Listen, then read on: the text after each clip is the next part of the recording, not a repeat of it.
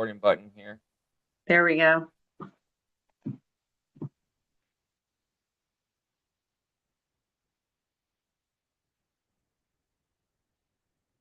Well, good morning, Theresa, and welcome to Seven Eagle Group. I believe, is this your first time It is. presenting? It is. It is? Yep. Oh, well, that is awesome. We're very excited to have you, and the extensive experience that you have in recruitment and talent acquisition is absolutely insane. And I think you did a small stint in the reserves, correct? Small, 23 years. I guess that's a small stint. Active duty guard and reserve, multiple deployments. Yes. Yeah. Go ahead Small, and small go ahead stint. and tell us about yourself, Theresa. Sure. Theresa Mazzaro, certified Navy brat who went in the Air Force at the age of 17 because, I wanted to get away from home. And I think I got stationed 30 miles from home from our first duty station. So that didn't work out very well. But did some time in active duty Air Force, was enlisted for 12 years, and then decided to go off and become a nurse. And I was transitioning into the Air National Guard. And they said, hey, do you want to work in the clinic or do you want to fly on C-130s? And I said, C-130s, please. So flew in the back of a C-130 during the 90s when we still had Howard Air Force Base down in Panama. So I had a lot of fun down in Central and South America, and retired in 2006 after 23 years from the Guard and Reserve.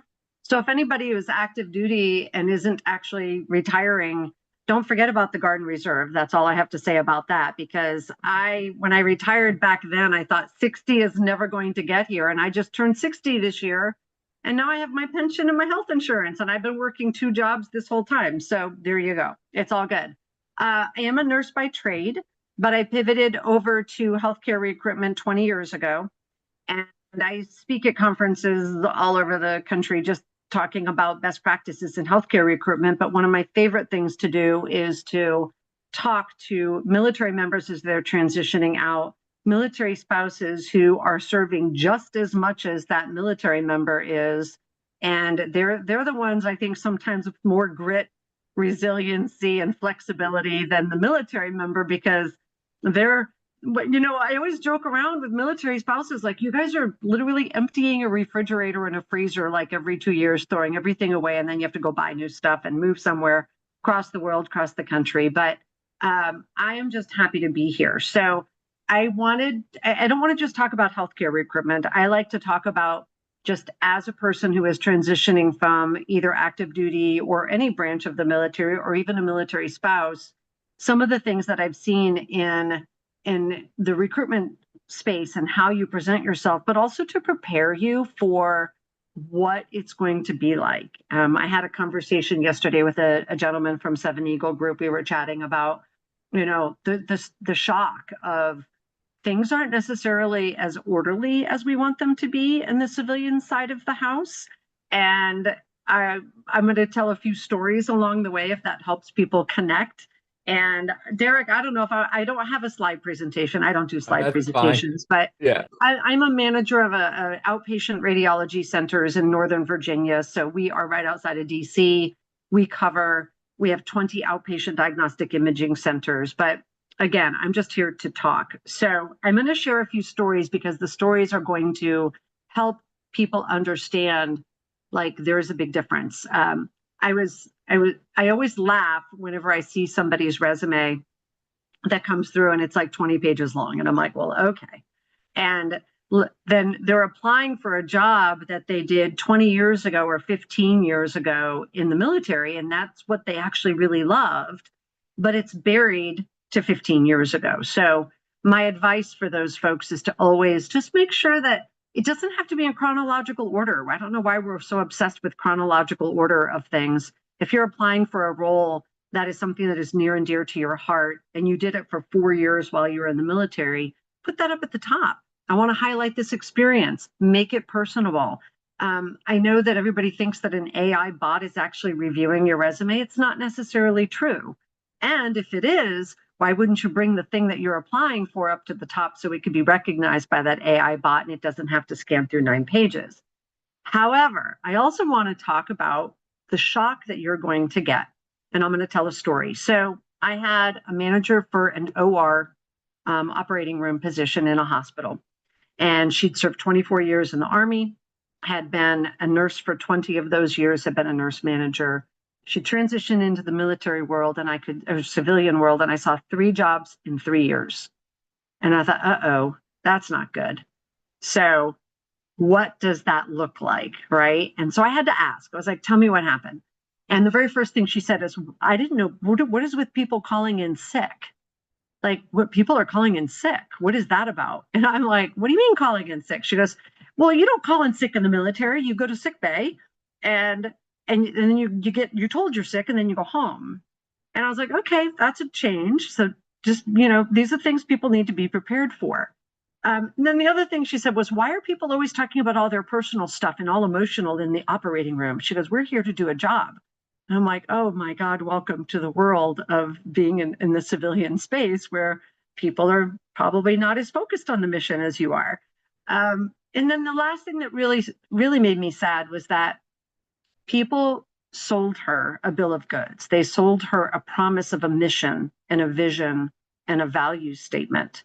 So when you're interviewing for a job, and again, this doesn't have to be just healthcare, any job, if the company talks about their mission statement, they talk about their vision statement and their value statement, make sure that you are literally asking them how do they live the mission? How do they live the vision and the values? Because if they can't speak to that during an interview where everybody's on their best behavior, then they're not going to be able to live that every day. And the third job that she was in, she said people just sold her a bill of goods. They promised her the sun and the moon, and they acted like they were all this, which was all of this beautiful, fluffy writing on their website. But in fact, they weren't.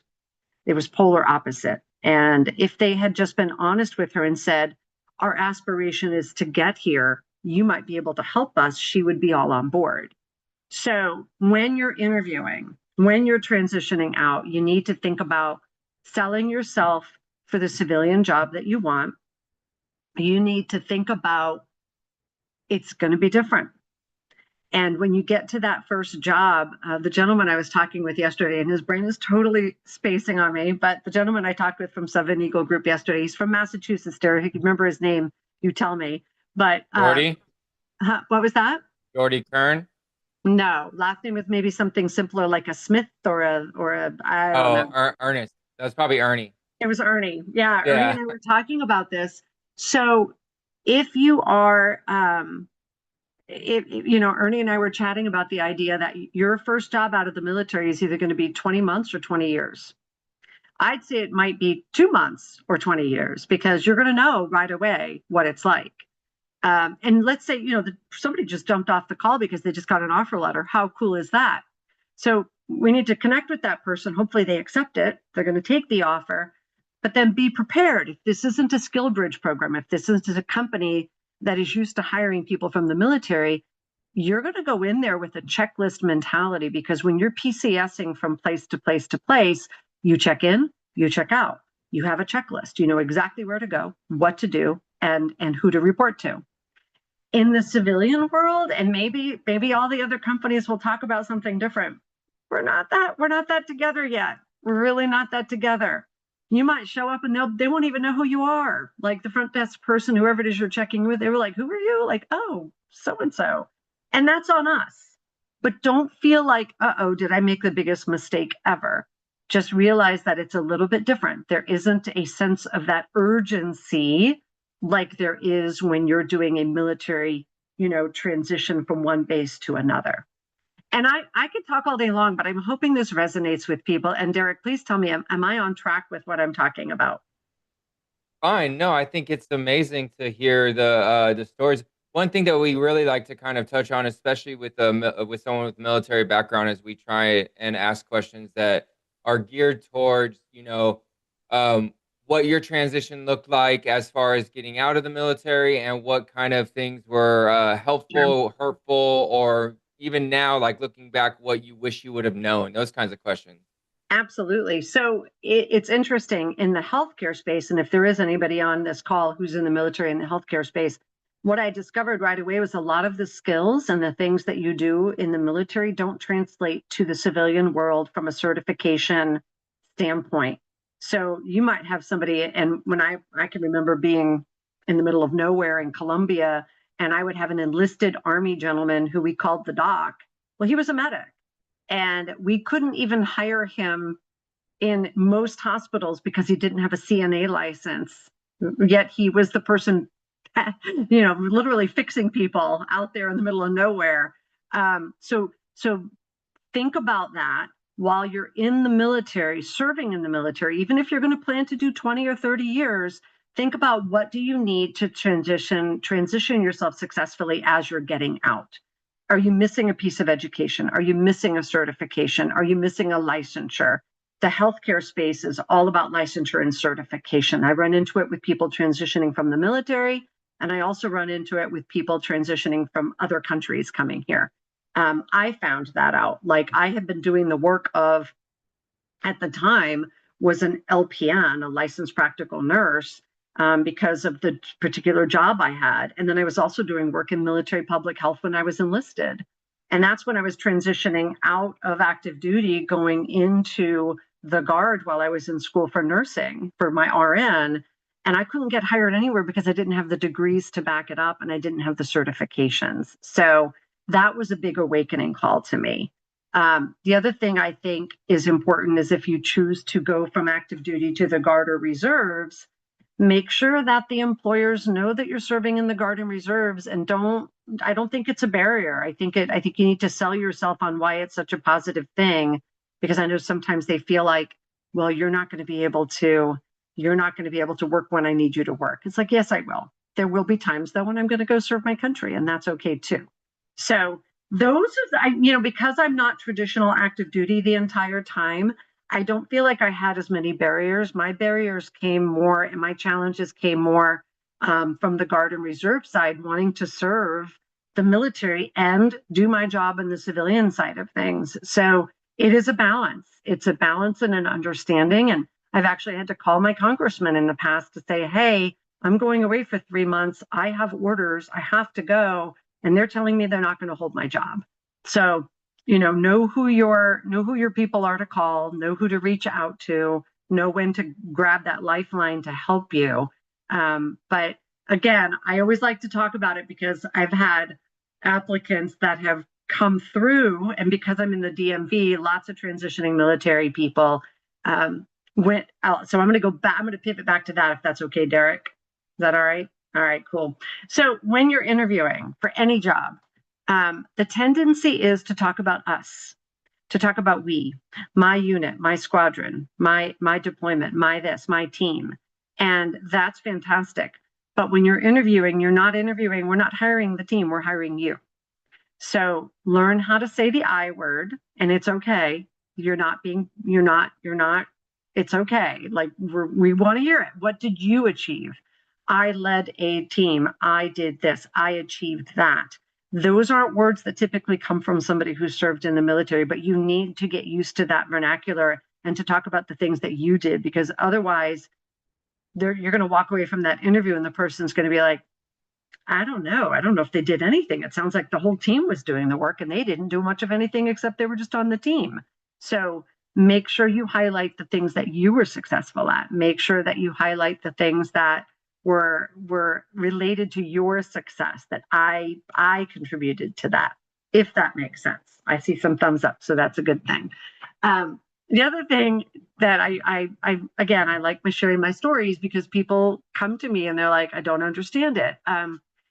If you've been in a leadership role in the military and you're transitioning to the civilian world, sometimes you just want what I call an individual contributor role. You're not after the command role. You're not after the being in charge of 100 or 200 people. You don't want to be the NCOIC or the OIC of your shop. You want to go do a job, have a sense of normalcy, and go home at the end of the day. So you need to let people know that, this could come and I'm going to say the 2 words nobody wants to hear. This could come in a cover letter. We do read them, by the way. We do read cover letters. This could come in a cover letter. While I have had the privilege of serving as a commander, as the NCOIC, as the OIC, as the fill in the blank while I've served in the military for so many years, I am really looking forward to this individual contributor role. I would call it that, because people in HR, managers, we could relate to when somebody says individual contributor. I really am looking forward to this individual contributor role where I can take my experience, transition it from the military into the civilian world, and contribute to the team. And that is important. I've had directors where like, well, this person wants my job. I was like, they don't want your job. They don't. They just got back from Bagram for like the third year in a row working in emergency department at leading a battalion. Like they're not interested. They want to come be a staff nurse in the ER, do their 12-hour shift and go home and not get shot, hopefully. Depends upon the ER, but not get shot in the process. So think about how you communicate that. That resume is speaking volumes. And it's funny because I'm so close to Fort Meade where I live, and I used to work for Johns Hopkins, and I would have a lot of computer people that wanted to go and work in, they wanted to work remote. They wanted to have their cell phone with them during the day because, you know, when you're someplace like an NSA, you don't have your cell phone all day. And it's kind of funny how that affects people. But make sure, you know, if you're applying for the job, look at the requirements for the job. Make sure you meet most of those requirements. And I'll say something to the women out there because this is a true stat. I think it's 85% of men will apply for a job where they only meet 50% of the requirements. 50% of the women won't apply for a job even if they meet 85% of the requirements. Like we as women, for whatever reason, feel like we have to check every single box, and we have transferable skills. So there's that. We have to make sure we understand that. If you're a female or a male, it doesn't matter. If you meet 90% or 75% of the criteria, go ahead and apply, but be able to explain how you meet it. And don't let your resume do the talking, because those resumes coming out of the military sometimes, no matter what transition program you go through, are dreadful. I just spoke with somebody who was like a 9-page resume. I was like, wow, yeah. And the thing you want to do that you applied for is on page 7. I'm reaching out to you because I feel for you and I want to help you. So make sure you're highlighting. Again, don't get so caught up in chronological order when you've been in the military. Focus on what you want to do. If you had a stint over here in finance, if you had a stint over here in this technical area, if you were over here, let's say you worked maybe you want a C-130, maybe you were a loadmaster, maybe you were a crew chief, but then you got into quality, maybe you got into working around things like compliance and logistics. And if logistics suddenly becomes your thing, we'll put that at the top. So I could talk all day. I don't know if this is helping. My first time, I just feel like I need to pontificate to people and just say, sell yourself and highlight the who you are. Forget sequence.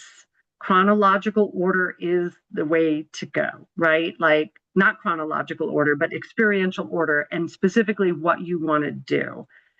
Because I've hired people that, again, I bothered to look on page 7 because they said they had this experience. They answered yes to my pre-qualifying question and I couldn't find it, and I found it. But it would have been better if it was up at the top page, especially with AI now, people using that to screen resumes. That gets a little tricky. So Derek, am I allowed to ask for people have questions? I don't know. No, we're Theresa. We're very casual here. Okay. Cool. It's we like to hear people's experiences. I would say one question that I do have before John and Matt ask their questions. Now, I do want to full disclosure here. We got about 9 minutes before we got to wrap it up. Okay. Sure. And I just wanted to make sure that we're on the same page about that. My biggest question though is, I know that you kind of did, on and off, in and out type things with the military, but you kind of touched on it a little bit. But is there anything specifically that you can remember that you wish you would have known before, before you transitioned in any way? Like, is there something specific you're like, hey, I really wish I would have known that so that these academy students can kind of get an idea? That's my biggest question. Well, outside of I really wished I wouldn't have let the recruiter talk me into an open general category when I went in 1983. You mean outside of that? When I told him I wanted to do this job and he said, look at the jobs that could be available. I had like a Goldie Hawn moment and it's not good. Outside of that, yes. Because of the medical background that I've had, even in the military, I've always been in something related to healthcare, be it public health or or patient care, diet therapy, whatever. I never looked to see what the transferable requirements were on the civilian side of the house. So military training is great for the military, and then you all of a sudden you're on the civilian world and you can't get a job for something you've been doing for 15 years. So if you've got 2 or 3, now's the time to think about it. Get all the training, get all the education that you can, every certification you can. And I don't know how that works if the military will pay for something if they don't require it, but they usually are very encouraging of you getting education. So keep going with it. Keep pushing for those certs, the licensures, the education. And really think about, where do you want to live when you transition out? What does that state regulation look like? What are those requirements? That's the I shoulda, coulda, woulda. I wish I would have been making more than the $4 an hour I was making when I got out of active duty working as a phlebotomist, because I couldn't get hired doing something else back in the 80s. So the certs, the licensures, the requirements in the civilian world, now's the time to start looking at them if you're thinking about your future, and then get as much education as you can. That is awesome. Awesome. I think everyone would agree with that on tenfold. We're gonna move, but we have a couple questions here. John, Yeah. what's your question, bud? Hey, Theresa, it's John. How you doing? Good. So my question is kind of like, so I'm trying to get into transition to the finance sector. I'm over here in Okay. Charlotte. One of the big barriers I'm having is that a lot of the job requirements specifically say must have 3, 4, 5+ years in finance. Being in the military, non-finance, that's kind of hard for me to get over it. I've tried a couple of different little tricks. I want to know what your 2 cents is, but I've tried on resumes, like complying to regulations similar to FINRA, whatever. And I've also tried to capture that in cover letters as well, but I'm just not getting a whole lot of bites. Well, and you're transitioning out of active duty. I would say Yes. look for a skill bridge program. We're in one. This Oh, is one. are you? Yeah, Oh, yeah. this is. I didn't know. How do I know these things? Well, It's okay. It's okay. We are in so sync. so this is part of your skill bridge right now. Yes, John. Yes. Okay. So I would start connecting with other people. I'd start searching on LinkedIn for people that work for the companies that you are applying for. Always look for the people on LinkedIn. Have a great LinkedIn profile. You can connect with me and I can help you further on this. But I'm the person who, if I've applied for a job, I then look for the company. I look for the person who's the hiring manager. I look for the people that would be in there, and I'd start connecting with them and explaining, doing it offline, explaining your story, if you will. So that's what I Okay. would do. And we could connect offline because I see a couple more Yep. hands. Will do. Thank you. Thanks, John. Matt, Matt Ashmore, what you got? My question is about your resume versus your LinkedIn profile. I've heard it's really important for your resume, your LinkedIn profile to match. But in this whole era of tailored resumes, if you're kind of I'm about to apply for a HR business partner role, but I'm Nice. also have project management certifications, and so have a pretty broad spectrum of things I'm qualified for that I'm interested in. So I guess, how do I tailor resumes for jobs I'm interested in, but also keep my LinkedIn profile, I guess, relevant to each of them at the same time? You know what I'm saying? Right. Oh, absolutely. And your statement that you put underneath your name, I just pulled mine up where it says passionate talent acquisition leader, nurse, and proud veteran. I believe in talent acquisition with purpose. That doesn't tell you anything about my job title. That just talks about what I'm interested in. So you want to lead your LinkedIn profile with something that is what you're passionate about. If you're passionate about human resources, but also have the ability to manage projects and manage people and projects with passion, et cetera, well, that's the headline that people are going to see. And then it doesn't have to match chronologically, because LinkedIn typically is chronologically matching. But your resume, as long as it still highlights that experience, if a recruiter wants to go check you out on LinkedIn, well, they're going to go check you out. They're going to see that it matches. It just might not be in that sequential order. And most recruiters aren't as hung up as I am on the details like that. They'll look, but they're not going to be like, well, this is out of order compared to that. You're trying to highlight your experience that you want to get highlighted to get the job. Does that help? Absolutely. I appreciate it. Okay. Thanks, Matt. Hey, Jordy, what do you got? Well, thanks, Derek. Teresa, thank you so much for doing this. You are so passionate about helping your fellow vets, and I just wanted to let you know how much we appreciate that when we see that. And I learned so much just from listening to you. I love that stat that you brought to my attention that women are more critical of themselves when applying, and I love that. I mean, I hate that that's happening, but I'm glad I know that because I feel the same way about with you on that subject, man. It's so that's upsetting to learn that. It is. It makes me, I'm like, and Yeah. sometimes when people apply, I'm like, what were you thinking? Like, you don't meet any of Yeah. these qualifications, but whatever. Sometimes I'll Yeah. talk to you. And if I see their military or military spouse, I talk to them. And that's the other thing. Military spouses, if there are any on this call, military spouses are the worst. They don't like to tell anybody that they're a Their military spouse because spouse. they don't think they'll get a job. And I'm like, you bring more to the table than Yeah. anybody. Like, Right. come on. Yeah. When you see resumes or applicants come through and you spot that they are a veteran or military related, do you give them an extra look? I don't give anybody an extra look. I treat everybody the same, but I will tell you this. If you've applied to a job, you don't meet any of the qualifications, but you're a veteran, I actually will reach out to you and say, hey, you're going to Yeah. get that email that says you're not qualified, but if you want to talk, here's my calendar link and let's have a Yeah. conversation.